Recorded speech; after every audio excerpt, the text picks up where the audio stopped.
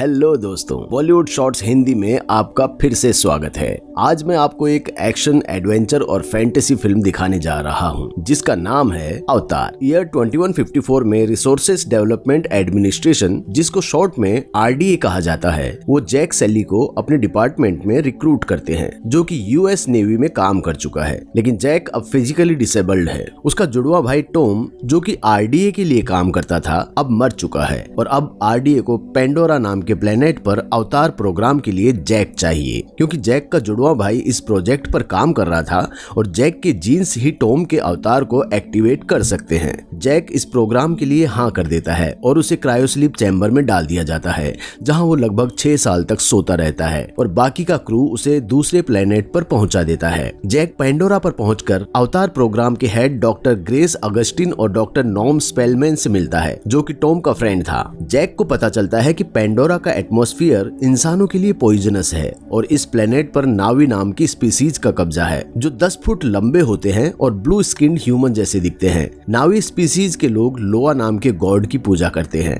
इस प्लेनेट पर घूमने के लिए इंसान टेक्नोलॉजी का इस्तेमाल करके अपनी कॉन्शियसनेस को अवतार में ट्रांसफर करते हैं, जो एक ह्यूमन और नावी का हाइब्रिड कॉम्बिनेशन है, जिसे ह्यूमन ने बनाया है और सिर्फ अपने बायोलॉजिकल ओनर द्वारा एक्टिवेट किया जा सकता है। जैक और नॉर्म पहली बार अपने अवतार बॉडीज में एंटर करते हैं और अब जैक सालों के बाद वॉक और रन कर सकता है, जिसकी वजह से वो बहुत खुश होता है। फिर उसका इंट्रोडक्शन ट्रूडी से होता है, जो एक कॉम्बैट पायलट है और ट्रूडी अवतार टीम को मिशन पर हेल्प करती है। फिर ट्रूडी उसे कॉलोनेल माइल्स से इंट्रोड्यूस करवाती है। कॉलोनेल माइल्स कहता है कि जैक को अपने अवतार टीम के एक्सपीडिशन में शामिल करेगा, लेकिन जैक को नावी के लोगों और उनके होम ट्री के बारे में जो कुछ भी जानकारी मिलेगी वो उसे कॉलोनेल माइल्स से शेयर करनी पड़ेगी। नावी लोगों का होम ट्री अनऑब्टेनियम मटेरियल के ऊपर है और RDA इस मटेरियल को अर्थ पर ले जाकर बेचने के लिए पेंडोरा में माइनिंग करने वाली है। बदले में कॉलोनेल कंपनी से जैक को लेग्स के रिप्लेसमेंट के लिए पैसे दिलवाएगा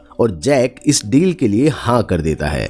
अगले दिन जैक को बाकी टीम पेंडोरा प्लेनेट के जंगल में ले जाते हैं, जहां इस प्लेनेट के लोग और बहुत खतरनाक जानवर रहते हैं। ग्रेस पेड़ पौधों से सैंपल ले रही होती है और जैक टीम से अलग जंगल में अकेले घूमने लगता है और तभी उस पर एक बहुत ही खतरनाक जानवर हमला कर देता है, जिससे वो बाल बाल बचता है। लेकिन जंगल में अकेले जिंदा रह पाना उसके लिए बहुत मुश्किल होता है। जैक पर जंगली कुत्ते हमला कर देते हैं। उसका मरना निश्चित था, पर तभी इस प्लेनेट की एक लड़की, जिसका नाम नेतिरी है, जैक को बचा लेती है। जैक नेतिरी का पीछा करता है और कहता है कि मैं तुमसे इस प्लेनेट और यहाँ के लोगों के बारे में सीखना चाहता हूँ, लेकिन नेतिरी मना कर देती है। पर स्प्रिट ट्री के सीड्स जैक पर बैठ जाते हैं और नेतिरी इस चीज को एक अच्छे साइन के रूप में लेती है और जैक को अपने कबीले में ले जाती है। कबीले के लोग जैक को पसंद नहीं करते, स्पेशली सूते, जो कि नेतिरी का मंगेतर है। नेतिरी के पिता कबीले के सरदार होते हैं और उसकी माँ एक स्पिरिचुअल गुरु है, जो जैक को कबीले में रहने की अनुमति दे देती है, क्योंकि उसको लगता है कि जैक एक पवित्र आत्मा है। रात को जैक सो जाता है और अगले पल वो कैंप में उठ जाता है, जहाँ उसका इंसानी शरीर है। उसने जो जो सीखा होता है वो ग्रेस और कॉलोनेल माइल्स को बताता है। उसके बाद कॉलोनेल जैक को 3 महीने का टाइम देता है, ताकि वो कबीले वालों को उनकी जगह छोड़कर दूसरी जगह जाने के लिए मना सके। ग्रेस को जैक और कॉलोनेल माइल्स की बातों से शक होता है, इसलिए वो जैक को दूसरी लोकेशन पर शिफ्ट कर देती है।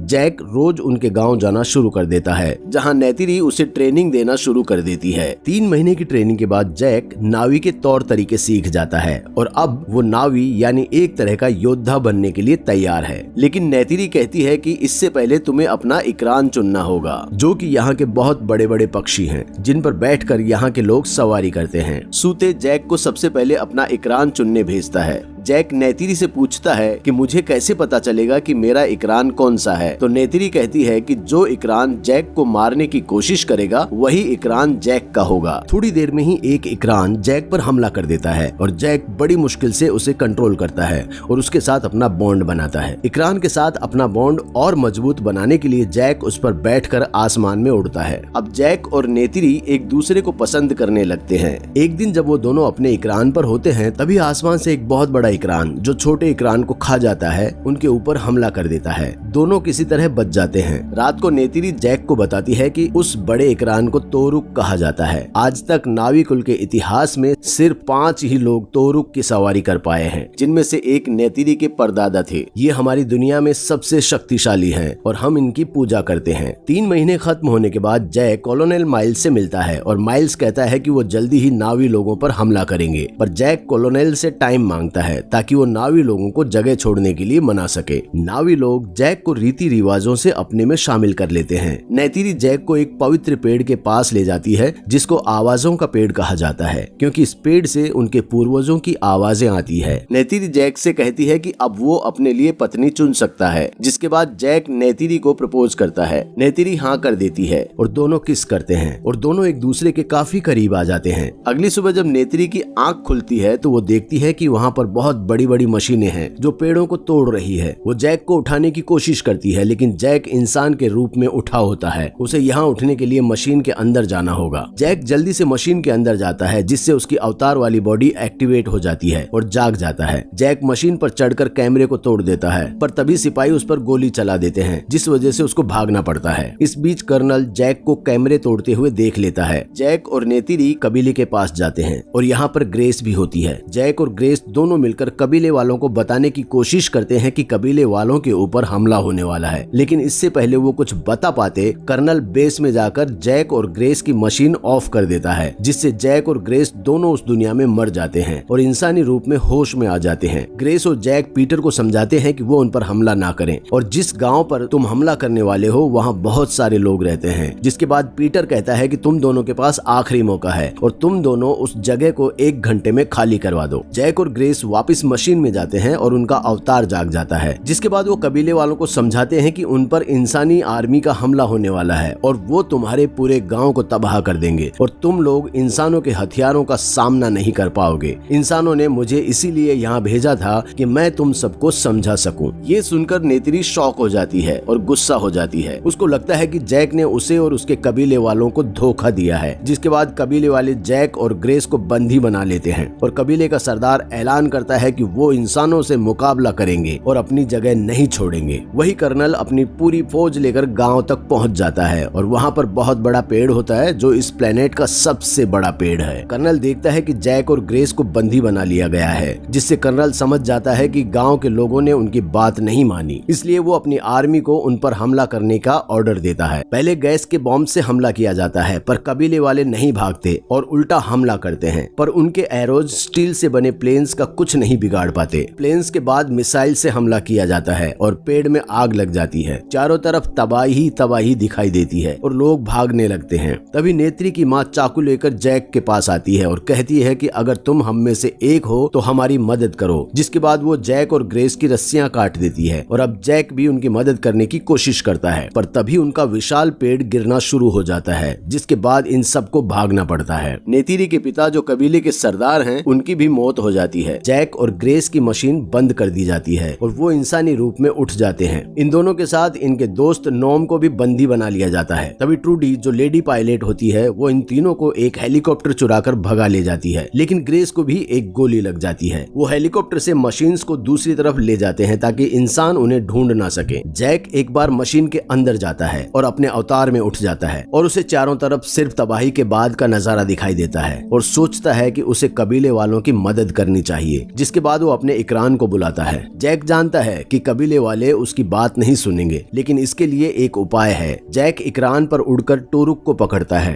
टुरुक इस प्लेनेट का सबसे बड़ा और सबसे खतरनाक पक्षी है। दूसरी तरफ नावी लोग प्रार्थना कर रहे होते हैं और अचानक डर जाते हैं क्योंकि उनकी तरफ एक टुरुक आ रहा होता है और जब वो पास आता है तो देखते हैं कि जैक टुरुक की सवारी कर रहा होता है। सब लोग डर जाते हैं क्योंकि आज से पहले इस प्लेनेट की हिस्ट्री में सिर्फ 5 ही लोग टुरुक की सवारी कर पाए हैं। नेतिरी को भी जैक पर एक बार फिर से विश्वास हो जाता है और बाकी लोग भी जैक को रेस्पेक्ट करने लगते हैं। जैक फिर ग्रेस की बॉडी लेकर आता है और नावी लोगों से उसकी जान बचाने के लिए कहता है। नावी लोग प्रार्थना करते हैं लेकिन ग्रेस को नहीं बचा पाते। फिर जैक सूते के साथ मिलकर नावी लोगों को इकट्ठा करता है। दिन के अंत में बहुत सारे नावी लोग लड़ने के लिए आ जाते हैं। जैक के साथ नावी लोग आसमान में होते हैं और जब कर्नल अपने हेलीकॉप्टर पर आता है तब यहाँ जैक और उसके साथी हेलीकॉप्टर पर हमला कर देते हैं। वो लोग हेलीकॉप्टर को गिराने में सफल हो जाते हैं। कुछ लोग जमीन से भी हमला करते हैं, पर इंसानी सोल्जर्स के पास गन्स हैं, जिससे वो आराम से काफी नावी लोगों को मार देते हैं। कर्नल जैक को टुरूक के ऊपर देख लेता है, जिसके बाद वो जैक के ऊपर हमला करता है और जैक बचने के लिए थोड़ा नीचे उड़ता है और तभी कर्नल के प्लेन के ऊपर ट्रूडी अपने हेलीकॉप्टर से हमला करती है, जिससे जैक बच जाता है। इस बीच नेत्री के इकरान को गोली लग जाती है और वो जमीन पर गिरती है तो देखती है कि इंसानों ने हर जगह तबाही मचा दी है और नावी लोग हार रहे हैं। सूते एक हीरो की तरह इंसानों के मेन प्लेन पर हमला करता है, पर गोली लगने के कारण प्लेन से गिर जाता है। दूसरी तरफ नेत्री का पैर इकरान की बॉडी के नीचे फंस जाता है और इंसानी सोल्जर्स उसकी तरफ बढ़ रहे हैं, लेकिन तभी अचानक इंसानों के रडार पर दिखता है कि कोई उनकी तरफ बहुत तेजी से बढ़ रहा है। किसी को कुछ समझ नहीं आता और तभी इस प्लेनेट के बहुत ही खतरनाक जानवर, जिन पर गोला बारूद का भी असर नहीं होता, वो इंसानों पर हमला कर देते हैं और एक एक करके इंसानों को मारना शुरू कर देते हैं। वहीं आसमान में बहुत सारे इकरान हेलीकॉप्टर्स पर हमला कर देते हैं। जैक मेन प्लेन पर बॉम्ब फेंकता है और इसके इंजन में भी एक बॉम्ब डालता है, जिससे प्लेन जमीन पर गिर जाता है। जैक कर्नल के प्लेन पे भी बॉम्ब फेंकता है और कर्नल एक बड़े रोबोट के अंदर घुसकर अपने आप को बचा लेता है और जैक पर हमला करता है। दोनों के बीच बहुत लड़ाई होती है, लेकिन तभी कर्नल को जैक की मशीन दिख जाती है, जिसमें जैक का इंसानी शरीर है। कर्नल मशीन को तोड़ना शुरू करता है और जैक कर्नल पर हमला कर देता है, लेकिन कुछ नहीं कर पाता। जैक का इंसानी रूप उठना शुरू हो जाता है और कर्नल जैक को अपने चाकू से मारने ही वाला होता है, तभी नेत्री वहां आ जाती है और तीर से कर्नल के ऊपर हमला कर देती है। तीर कर्नल के सीने के पार हो जाता है और कर्नल मर जाता है। अब जैक का इंसानी रूप जाग गया है, इसलिए उसका अवतार मर जाता है। जैक को सांस लेने में बड़ी तकलीफ होती है, क्योंकि इस प्लेनेट पर ऑक्सीजन नहीं है। वो ऑक्सीजन मास्क निकालने की कोशिश करता है, पर पैर खराब होने के कारण वो मास्क तक नहीं पहुंच पाता। जैक का इंसानी रूप अपनी आखिरी सांसें ले रहा होता है, तभी नेत्री को पता चल जाता है कि जैक का इंसानी शरीर मशीन के अंदर है और वो उसके चेहरे पर ऑक्सीजन मास्क लगा देती है, जिससे जैक को ऑक्सीजन मिल जाती है और वो बच जाता है। लड़ाई अब खत्म हो जाती है और नावी लोग जीत जाते हैं, जिसके कारण इंसानों को ये प्लेनेट छोड़ना पड़ता है, लेकिन कुछ अच्छे इंसानों को इस प्लेनेट पर रहने की अनुमति मिल जाती है। जैक अब इस कबीले का नया सरदार बन गया है और उसके इंसानी शरीर को और अवतार वाले शरीर को आत्माओं वाले पेड़ पर ले जाया जाता है, जहाँ पर सभी नावी लोग आत्माओं के पेड़ से प्रार्थना करते हैं, जिससे जैक का इंसानी शरीर की आत्मा अब हमेशा के लिए अवतार वाले शरीर में ट्रांसफर हो जाती है, यानी कि अब वो हमेशा के लिए नावी बन गया है। मूवी यहीं खत्म हो जाती है। तो आपको कैसी लगी ये फिल्म कमेंट करके जरूर बताइए, और अगर आपको ये वीडियो पसंद आया हो तो प्लीज इसे लाइक और शेयर जरूर कीजिए। इस तरह के और वीडियोस देखने के लिए चैनल को सब्सक्राइब करें। देखने के लिए थैंक यू। मिलते हैं नेक्स्ट वीडियो में।